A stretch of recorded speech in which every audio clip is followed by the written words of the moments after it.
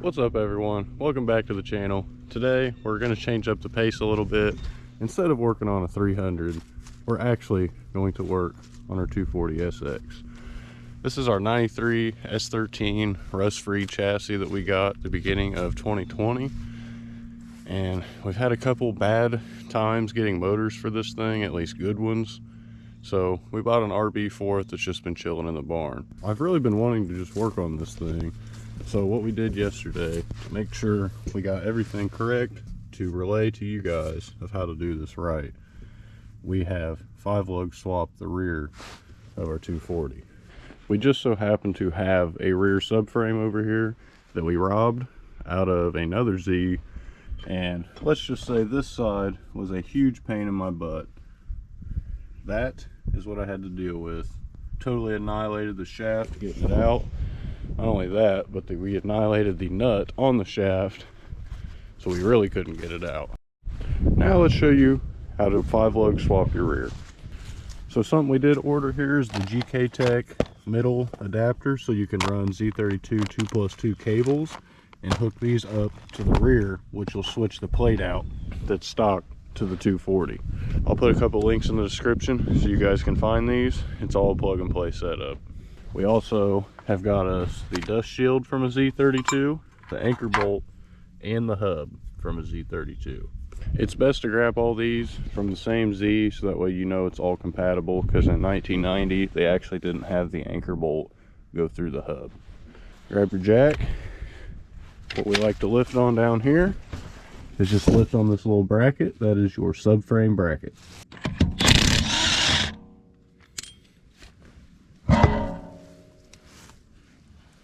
Now the wheel's off. What I like to do first thing, just go ahead, remove your axle nut clip or cotter pin, and then your little cover plate as well. Flathead and some pliers will be your best friend here, just to get it kind of where you can get it started. You can just cut them off if you got replacements. Usually I recommend replacing them regardless. This one's actually in really good shape. You can still see the zinc coating to it, which is kind of crazy. Since I kind of messed this one up, we're just going to grab it in about that same spot. We're going to twist it back and forth.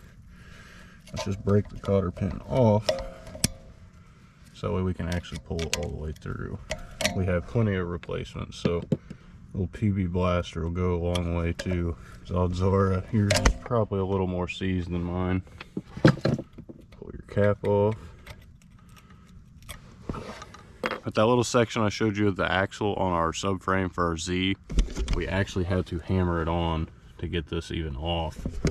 So now I just remember we have to go hammer that old nut out of that socket so we can even use it here. So we'll be back.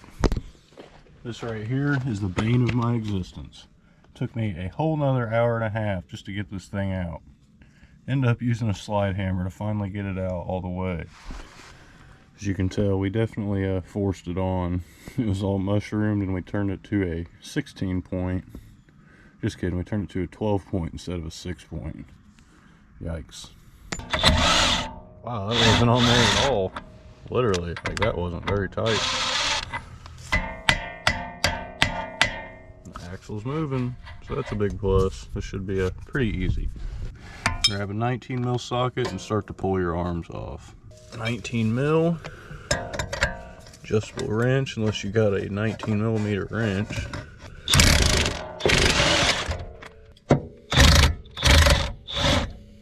Just be easy with your quarter panel here. It's very sharp. I reckon while you're here, you can go ahead and grab the shock, which I believe is actually a 17. Yep, your shock or coil is a 17 mil. I have a little washer here. Wash your shock off if you can, and it'll sag a little bit. When you pull that off, you can actually kind of torque and twist your hub and knuckle to get access with an impact here on this last 19.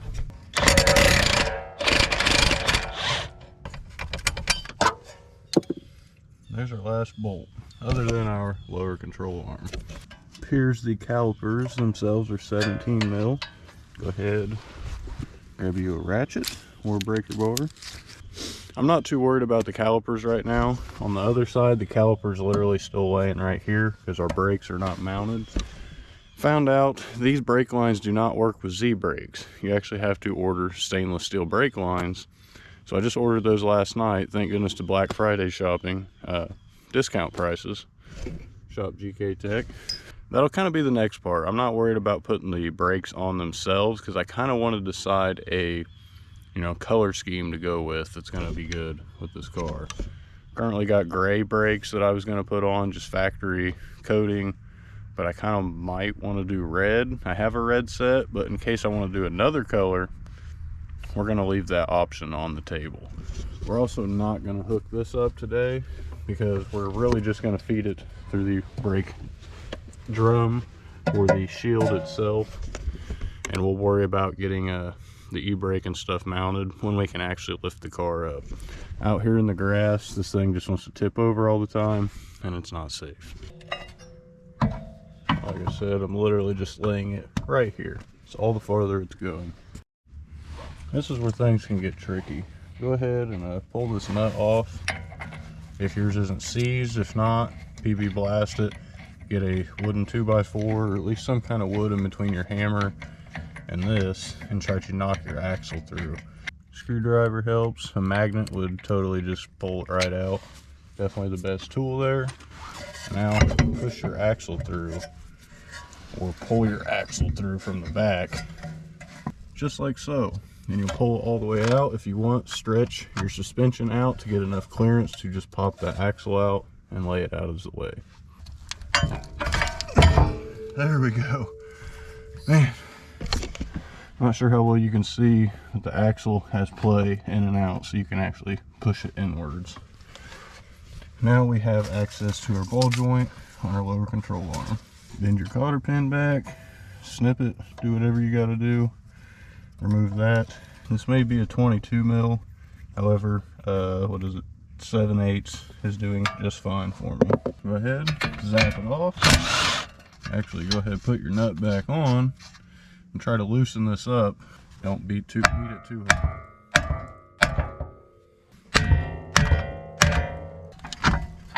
It's off.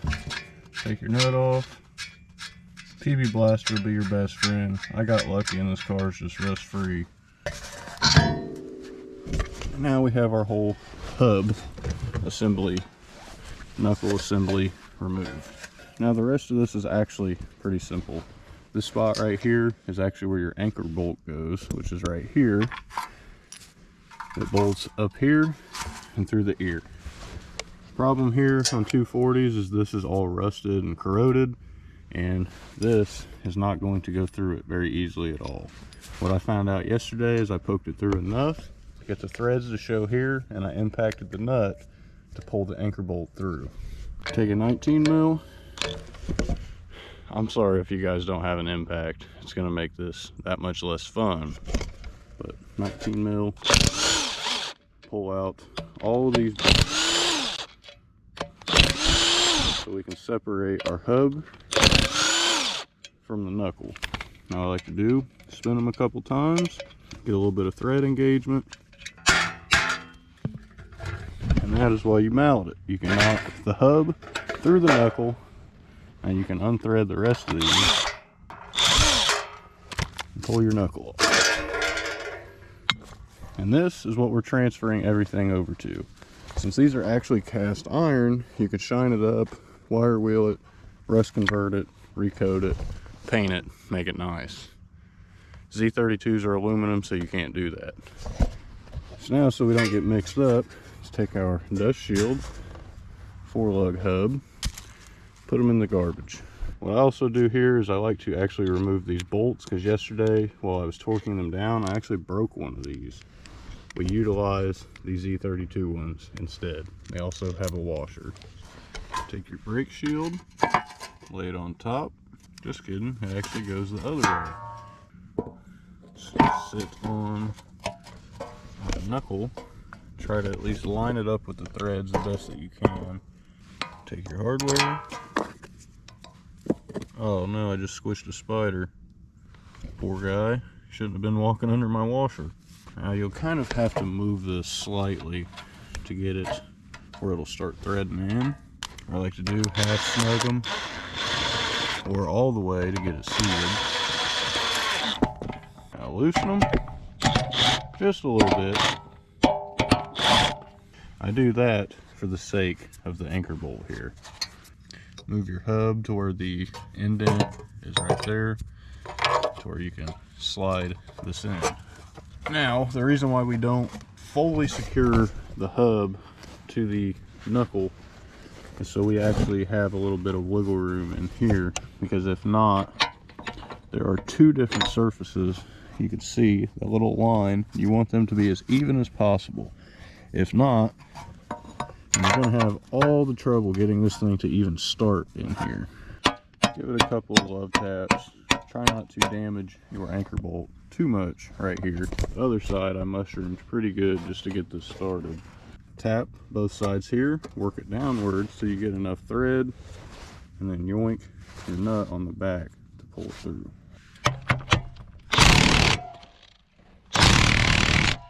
Now from those couple seconds, we nearly have a full bolt or nut's worth of threads.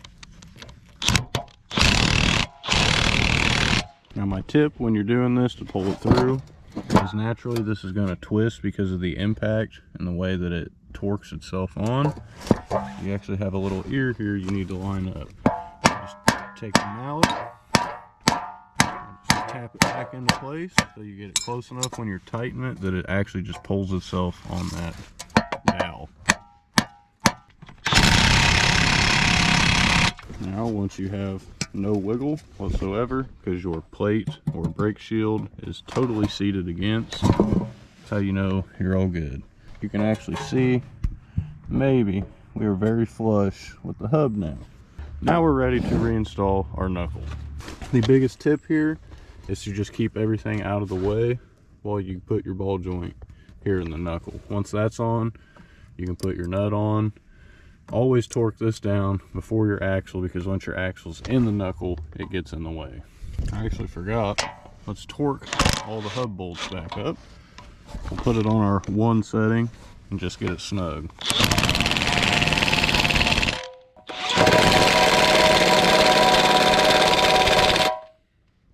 Now that ain't going nowhere.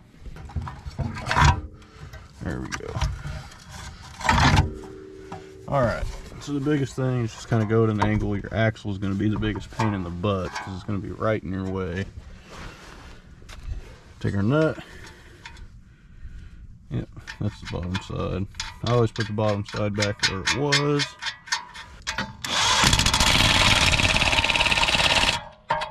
Here's your cheapest option.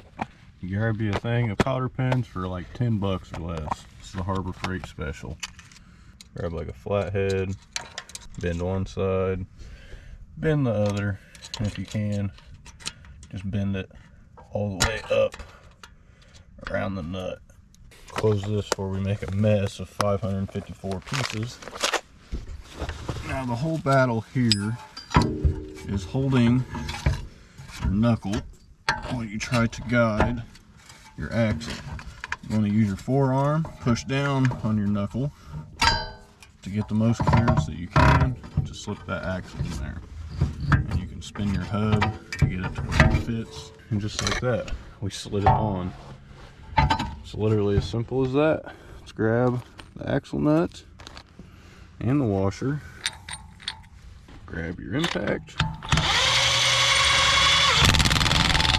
Definitely way tighter than it was when we pulled it off. Now place your little bracket on where you can still get a cotter pin through, and select an appropriate cotter pin and bend it just like that. My tip is probably to get your coil or shock on first, because that's going to be the stability here to kind of keep it in one location. Twist your knuckle to get your axle to move so you can move your arms accordingly. Once you get that kind of in its rough position, these little brackets or spots on the arms themselves will actually hold your knuckle in place. so you can thread all your bolts in. Now once you have all of this on, it's actually time that we can start messing with our e-brake here. Got our brake line out, or our cable at least. Go ahead, let's feed our cable in the same general direction that the old cables are, so we can kind of get clean factory mounting in that aspect. And we're just gonna feed it back until it doesn't go anymore. Pull it through with the spring. So we managed to get the cable in the right orientation. Now we're snugging up its 12 mil. So I did notice both of these cables are actually side specific, and that's why I wasn't getting this one in. This thing is literally a mirror, and this hole would actually be on this side for the other side. Now let's go grab all of our e-brake stuff and let's set up our e-brake. Here are all of our parts. We have our brake shoes, you have your piston to adjust it, the spring that holds them together, this piece that goes here in between both top portions, this that goes behind on the anchor bolt. You have your spring that attaches here and hooks on the anchor bolt, and you have your spring that attaches here that hooks to your anchor bolt.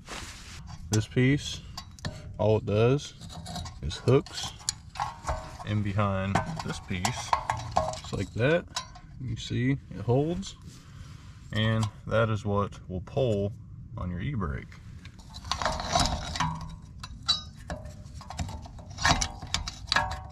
Once you kind of get it in place and the spring holds it in place, grab one of these and you'll place it through this hole with a flathead.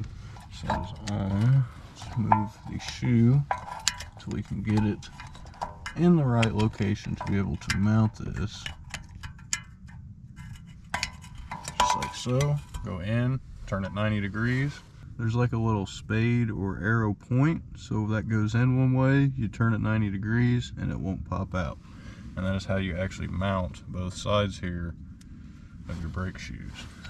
It's in place, you pull it out, push in, half turn, the whole thing slides out and decompresses. So we compress, twist, and it stays.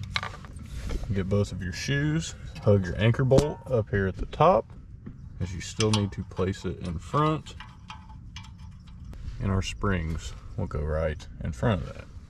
Well, phooey, I shouldn't have did that yet. I actually need to get this plate in there first.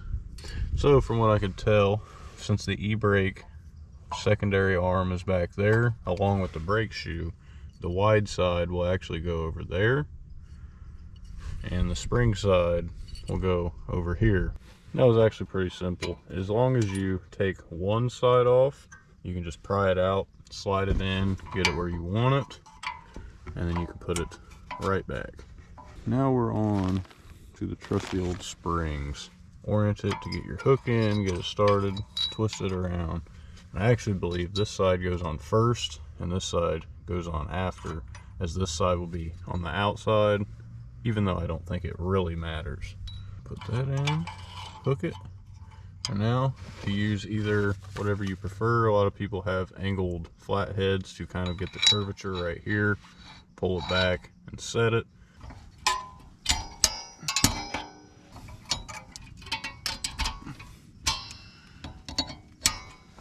There we go. That was literally as easy as it is to set up your e-brake cables. So now your adjustment really won't be made until you set the rest of your cables. And then when we hook the cable up here, this, all this is I'm pretty sure you select which of these you mount to, and then you hook your cable up to this, and you have a little bit of adjustment depending where you mount it. So actually, whenever I get my brake lines and my front hubs in, we're going to do all of this in one. So if you guys are interested in how this hooks up, stay tuned for our next video. Subscribe down below so you can stay tuned, because it'll actually probably be in about a month. I've got a couple more Z videos to come out and projects with first, then we can get onto this. First time shopping with GK Tech, and won't be the last. You guys make good products. Now I think the best thing for us to do now is let's actually go grab a rotor. Now I think we discovered the problem here of why this doesn't fit. That's literally because of the lug nut, or the slug stud. That's absolutely not fitted. Slides right on. Like I said, we still need to remove that bad boy. That is significantly damaged in every way possible. I know I said I wasn't going to do it, but I can't help myself. But curiosity killed the cat. Ta-da! I actually thought it was red because when I picked it up I could see the back. But we have a caliper installed, at least just to see what we're going to be looking like. Now, let's go complete the job. Let's go find us a wheel and sit this thing back on the ground. Now for the only wheel that we can actually fit.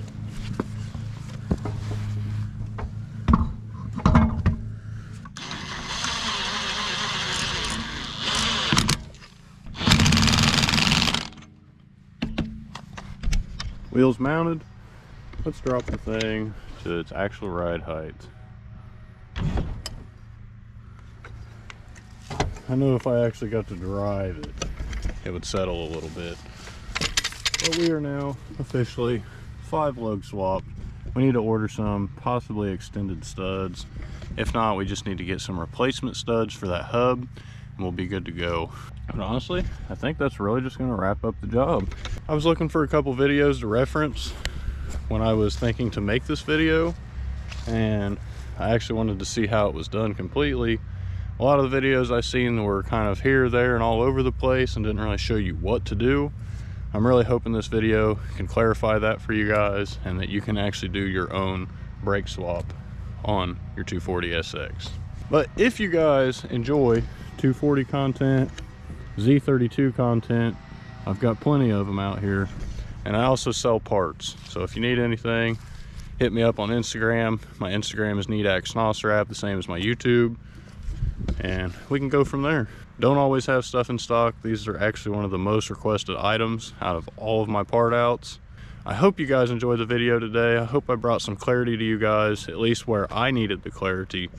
Yesterday, we figured it out on our own, so that way we could help you guys to do it better on your own. So hope you guys enjoyed.